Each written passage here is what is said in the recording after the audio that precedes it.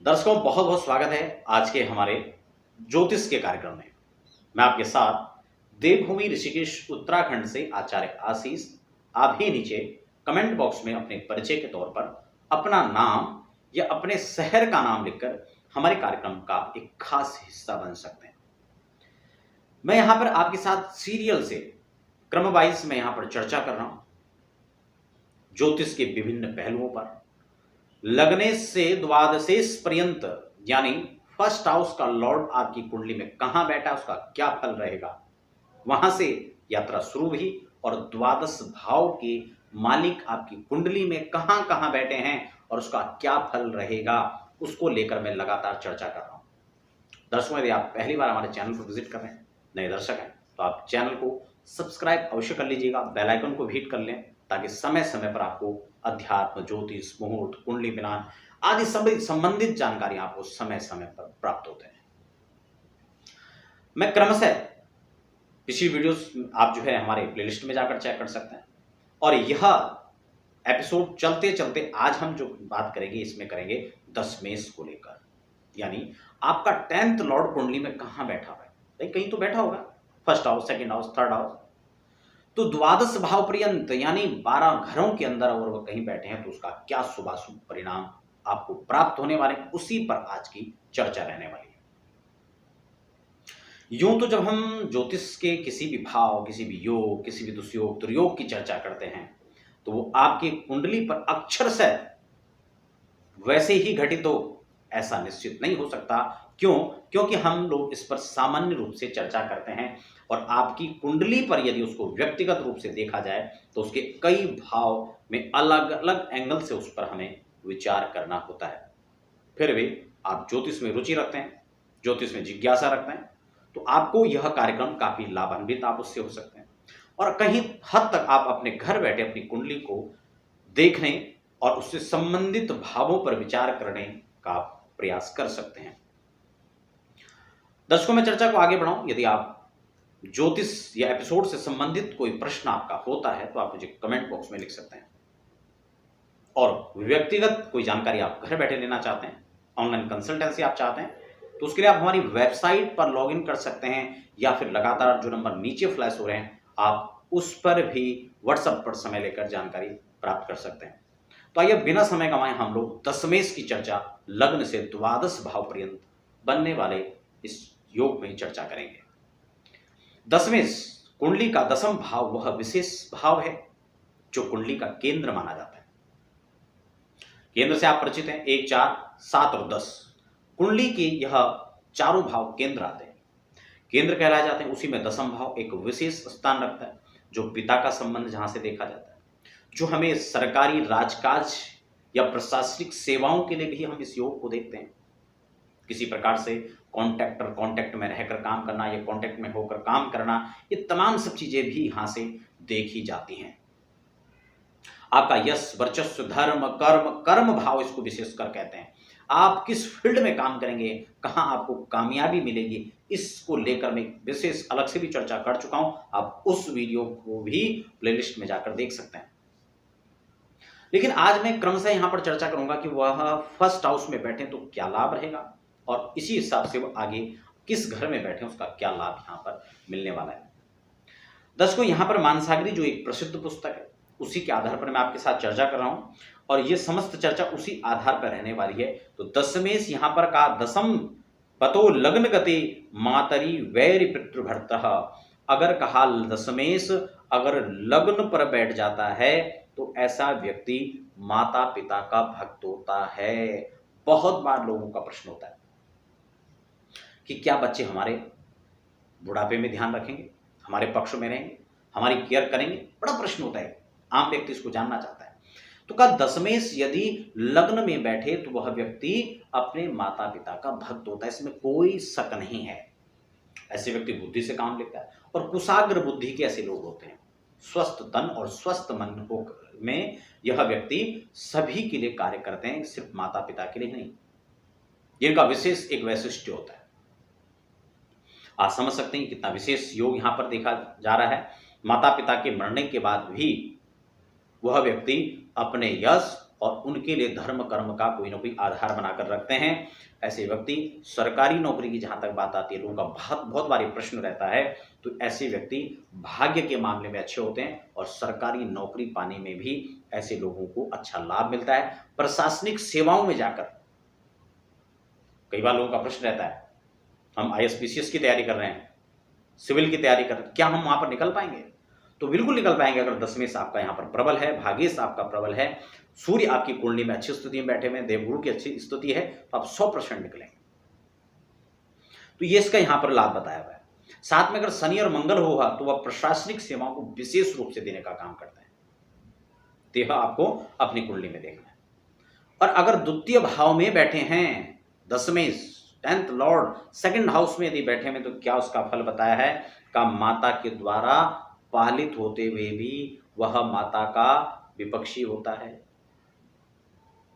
वह माता का विरोधी होता है, वह कुटुंब से विरोध करता है और इसीलिए कई बार वह कुटुंब की संपत्ति से भी हाथ धो बैठता है, उनसे द्वेष करता है। जबकि खास बात यह है कि उसके पास धन की कमी नहीं होती है, वो व्यक्ति धनवान होता है, लेकिन अगर वो पापाक्रांत ग्रह है तो वो कुटुंब पैतृक प्रॉपर्टी से व्यक्ति को दूर कर सकता है। जबकि राजकीय कार्य और राजकीय कार्यों में सफलता का जो योग है वह प्रबल होता हुआ भी यहां पर नजर आता है। राजनीतिक परिवेश की बात करें तो ऐसे लोग अच्छे राजनीति में लाभ ले लेते हैं, इनकी दिलचस्पी भी यहां पर होती है और उसका लाभ भी यह लोग ले पाते हैं, उससे लाभान्वित भी ऐसे व्यक्ति होते हैं। जबकि एक और बात यहां पर आपको बता दूं मैं, कई बार यह भी होता है कि अगर वह ग्रह पाप युक्त हो तो वह उसका संपूर्ण लाभ नहीं ले पाते हैं, उससे दूर भी हो जाते हैं। जिस कद से जिस तेजी के साथ वो यात्रा करते हैं उसी तेजी के साथ वो बैक भी आ जाते हैं। इस चीज को भी यहां पर ध्यान रखना होगा। अगर यह दशमेश आपके तृतीय भाव यानी 3rd हाउस में बैठे हैं तो वह माता पिता आदि स्वजन आदि का जो है क्रूर ग्रह हो तो विरोधी होगा और शुभ ग्रह हो तो वह उनका प्रिय होगा। सेवा के कार्य करने वाले पुरुषार्थी मेहनती ऐसे लोग देखे जाएंगे और उसके साथ साथ में वह प्रपंच से रहित होते हैं।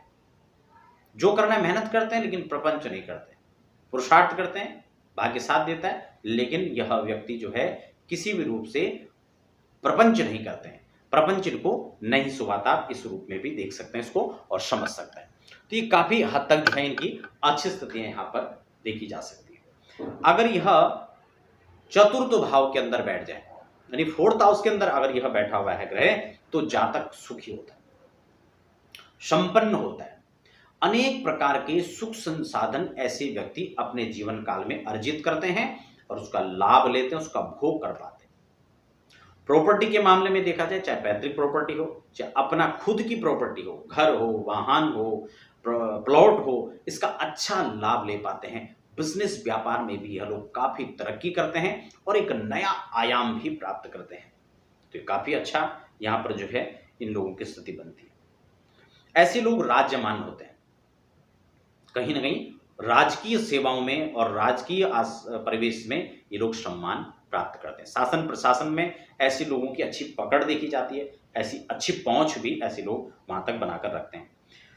अगर हम बात करें 5th भाव में बैठे हों तो यह व्यक्ति सुकर्म करने में विडंबना वाला होता है, ठीक है, राजा से धन पाने वाला होता है, कहीं ना कहीं उसी परिवेश में काम करता है, सम्मान के तौर पर हो, पुरुषार्थ के रूप में, पारितोषिक के रूप में हो, लेकिन यह व्यक्ति राजकोष से धन को प्राप्त करता है। इसी के साथ ये व्यक्ति इसमें एक मल्टी टैलेंट देखा जाता है, अलग अलग प्रकार के टैलेंट ऐसे व्यक्ति में होते हैं, खासकर गीत संगीत वाद्य नृत्य या हास्य परिहास या विनोद करने वाले ऐसे लोग देखे जाते हैं। अनेक प्रकार की प्रतिभा इन लोगों में होती है, प्रतिभा संपन्न ऐसे लोग देखे जाते हैं। और खास बात यह भी यहाँ पर बता दूं कि ऐसे लोग मातृ पक्ष यानी मातुल पक्ष यानी ननिहाल में रह करके ऐसे लोगों का कुछ चरण जीवन का कुछ हिस्सा ये लोग वहां पर भी व्यतीत करते हैं, चाहे वो पढ़ाई के लिए हो, चाहे नौकरी से संबंधित कोई परिवेश में रहकर हो या फिर कोई विशेष कार्य के लिए निमित्त हो, लेकिन इन लोगों का कुछ जीवन का हिस्सा वहां भी व्यतीत होता है।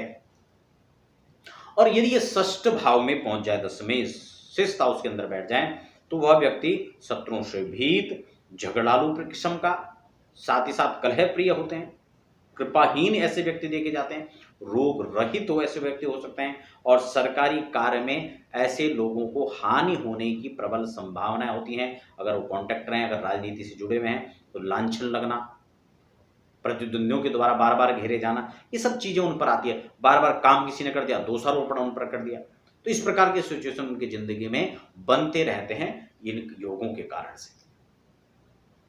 ऐसे लोग कहीं ना कहीं कर्ज और शत्रु से भी पीड़ित और क्षोभित देखे जा सकते हैं। अगर हम बात करें कि सप्तम भाव के अंदर दशमेश बैठ जाए, तो दशम भाव केंद्र और सप्तम भाव केंद्र दोनों भाव अहम हो जाते हैं जीवन के। एक राजकीय कर्म से जुड़ा हुआ है, दूसरा उसके धर्म और धर्म पत्नी से जुड़ा हुआ है, तो ये बहुत अहम हो जाता है। उसको स्त्री रूपवती मिलती है, अच्छी मिलती है, सुंदरी मिलती है, सेवा करने वाली मिलती है, साथ साथ विद्वान मिलती है और धर्म परायण मिलती है। और खासकर कई बार विशेषकर लोगों का प्रश्न होता है कि क्या हमें जो अर्धांगिनी मिलने वाली, धर्मपत्नी मिलने वाली है, क्या वो नौकरी वाली होगी या हमें ससुराल पक्ष धन की प्राप्ति होगी। तो इस प्रकार की यहाँ पर प्रबल संभावनाएं बन जाती हैं जब ये योग इस प्रकार से दर्शा रहा हो। लेकिन कौन सा ग्रह किस स्थिति में बैठा हो उसको अपनी कुंडली में देखना बिल्कुल भी आपको नहीं भूलना है, क्योंकि इसी के आधार पर ये योग और इसकी संभावनाओं को बढ़ना या घटना देखा जा सकता है। तो कुल मिलाकर योग यहाँ पर अच्छा बनता है अगर इस प्रकार से हो। वह सुंदर धर्मपत्नी या पति उसको जो है प्राप्त होगा। अगर स्त्री है तो पति की प्राप्ति, और पुरुष है तो उसको पत्नी की प्राप्ति, और अनुकूल उसको जीवन साथी मिलेगा। कुल मिलाकर आप यूं समझ लीजिए। और पत्नी से लाभ या पुरुष से लाभ, इस दोनों स्थिति को भी यहां पर ये दर्शाता है। अब बात करते हैं हम दशमेश के अष्टम भाव पर बैठने। अगर आपका 10th लॉर्ड अगर अष्टम भाव के अंदर यानी 8th हाउस के अंदर बैठा हुआ है, तो व्यक्ति को, जातक को कुटिल बना देगा, कामी बना देगा, व्यक्ति को क्रूर बनाने की स्थिति में आ जाएगा। व्यक्ति झूठ बोल सकता है ऐसे स्थिति में। क्रूर ग्रह बैठा हो, पापाक्रांत, तो ऐसे व्यक्ति मिथ्यावासी ही होता है। अब कई लोग अगर आपकी कुंडली में हो तो कई लोग भड़क भी जाएंगे, नहीं हमारे साथ तो ऐसा नहीं है, क्योंकि वैसे भी ऐसा आदमी सुनना ही नहीं चाहता अपने लिए। लेकिन ऐसा बिल्कुल नहीं है। वह आप इस रूप में भी देखिए कि ग्रह कौन सा है और किस स्थिति में बैठा होगा। शुभ ग्रह के प्रवेश में तो ऐसा नहीं होगा, समझ रहे हैं। और अगर उसमें पाप ग्रह की दृष्टि पड़ रही है, पापाक्रांत कहीं है, तो ऐसे में उसकी प्रबल संभावनाएं हो जाती हैं। लेकिन एक चीज है, ऐसे व्यक्ति सूरवीर होते हैं, उसमें कोई कमी नहीं होती है। और एक चीज और भी है, कई बार ऐसी स्थिति में अपनी माता को कष्ट देने वाला, कई बार वो फिजिकली भी हो सकता है, अपने द्वारा भी हो सकता है, कई बार मानसिक रूप से परेशानी देने वाला हो सकता है। कई बार बचपन में कुछ इस प्रकार की सिचुएशन बनती है कि वो माता को कष्ट देता है, तो माता को उसके प्रति कहीं ना कहीं उससे कष्ट होने की संभावनाएं यहां पर बढ़ती हैं।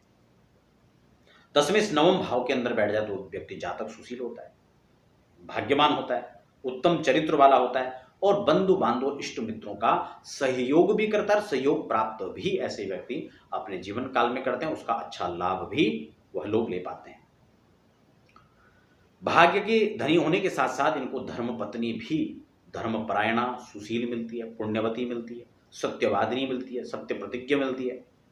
और जीवन में अनुकूल साथी इनको जब मिलता है तो इनका पराक्रम भी अच्छा रहेगा, इनका भाग्य भी अच्छा बढ़ता है, ये काम भी अच्छे करते हैं, और जीवन में अनेक प्रकार की सफलताओं को भी ये लोग प्राप्त कर लेते हैं।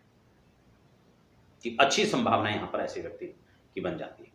अगर उसमें दशम स्थान पर बैठ जाए, अगर 10th लॉर्ड 10th हाउस में ही बैठ जाए, तो ऐसे व्यक्ति अपने माता पिता को सुख देने वाले होते हैं। क्योंकि भाई बहुत बार प्रश्न होता है, क्या बच्चे हमारे साथ देंगे, बच्चा हमारा ध्यान रखेंगे? तो निश्चित रूप से ऐसे लोगों की जो संतति है वो उनका ख्याल भी रखती है, उनको सुख भी देती है, और परम चतुर होते हैं ऐसे लोग। धर्म, अर्थ, काम, मोक्ष इसको समझते हैं।